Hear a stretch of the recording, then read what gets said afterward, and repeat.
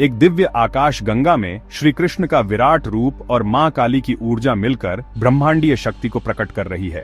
अद्भुत रोशनी, तांडव नृत्य और रास लीला का संगम।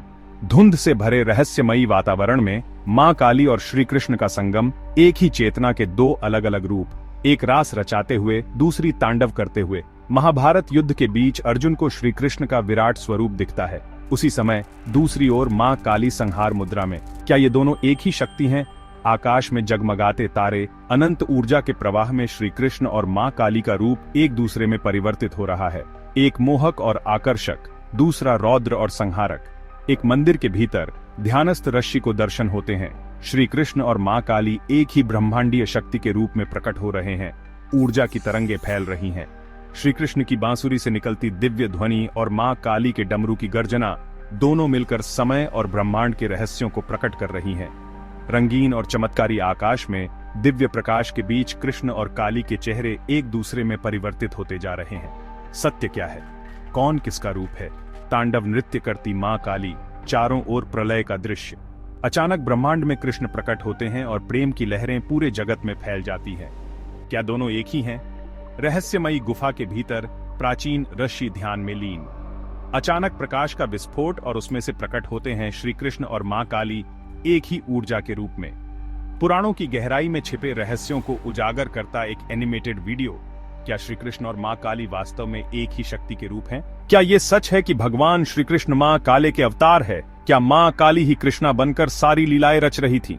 क्या ये दोनों एक ही शक्ति के रूप हैं या फिर इनमें कोई भिन्नता है? भगवान श्री कृष्ण और मां काली दो ऐसे दिव्य स्वरूप जिनकी महिमा अपरंपार है। ये प्रश्न सदियों से धर्म, दर्शन और भक्ति के मार्ग पर चलने वालों के मन में गूंजता रहा है।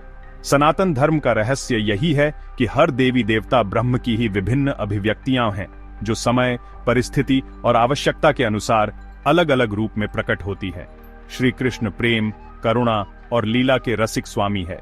उनके अधरों पर मुरली की मधुर तान है, आंखों में मोहिनी माया और चरणों में नृत्य करता संपूर्ण ब्रह्मांड। वे जगत के पालन करता हैं, धर्म के पुनः स्थापक, जिन्होंने गीता में स्वयं को परब्रह्म कहा। वे नटखट बालक भी हैं और महायोगी भी। युद्ध के मैदान में अर्जुन को मोह से मुक्त करने वाले गीता ज्ञान का स्रोत भी वही हैं और वृंदावन में रास रचाने वाले प्रेममय सखा भी वही। उनकी लीलाएं मोहक हैं, उनका प्रभाव सर्वव्यापी। वे जगत को अपनी माया में उलझाते भी हैं और मोक्ष का मार्ग भी दिखाते हैं। तो वहीं मां काली संहार की महाशक्ति, जिनकी जटाओं में ब्रह्मांड का प्रवाह समाया है। उनकी एक हुंकार से काल भी भयभीत होता है। वे अज्ञान, अधर्म और पाप का अंत करने के लिए प्रकट होती हैं। उनका काली रूप भले ही रौद्र हो, लेकिन उसके पीछे छिपी करुणा अनंत है। वे केवल संहारक नहीं, बल्कि सृजनकर्ता भी हैं। वे हमें भयमुक्त करती हैं, हमें हमारी आंतरिक शक्तियों से परिचित कराती हैं। उनका रौद्र नृत्य भी उतना ही दिव्य है जितना श्री कृष्ण का रासलीला। अगर शास्त्रों की गहराई में जाएं, तो श्री कृष्ण और मां काली दोनों ही योग माया के प्रतीक हैं। एक मोह का जाल बुनते हैं तो दूसरी उसे काटती है। एक माया में उलझाते हैं तो दूसरी माया से मुक्त कराती है। लेकिन दोनों का कार्य एक ही दिशा में चलता है, अधर्म का नाश और धर्म की स्थापना। महाभारत के युद्ध में जब अर्जुन मोह में पड़ गए, तब श्री कृष्ण ने उन्हें गीता का ज्ञान दिया, और वही योग माया शक्ति मां काली के रूप में चेतना को बंधनों से मुक्त करने का कार्य करती है। दोस्तों, पुराणों में कई स्थानों पर यह उल्लेख मिलता है कि श्री कृष्ण और मां काली एक ही शक्ति के दो अलग अलग रूप हैं। कृष्ण के विराट स्वरूप में जब अर्जुन ने उन्हें देखा, तो वे किसी एक सीमित रूप में नहीं थे। वे समय से परे, अनंत और अखंड ब्रह्म थे। ठीक उसी प्रकार मां काली का तांडव रूप भी सृजन और संहार की एक महागाथा है। दोनों ही शक्ति और शिव के अद्वितीय स्वरूप हैं। एक सौंदर्य और प्रेम की पराकाष्ठा है, तो दूसरी शक्ति और विनाश की परिपूर्णता। अगर गहराई से समझें, तो श्री कृष्ण और मां काली दो नहीं, बल्कि एक ही चेतना के अलग अलग रूप हैं। कृष्ण जहां प्रेम और लीला का प्रतीक हैं, वहीं मां काली निर्भयता और शक्ति की मूर्ति है। एक आकर्षण और मोहकता से संसार को बांधते हैं, तो दूसरी उस मोह को समाप्त कर शुद्ध चेतना में ले जाती है।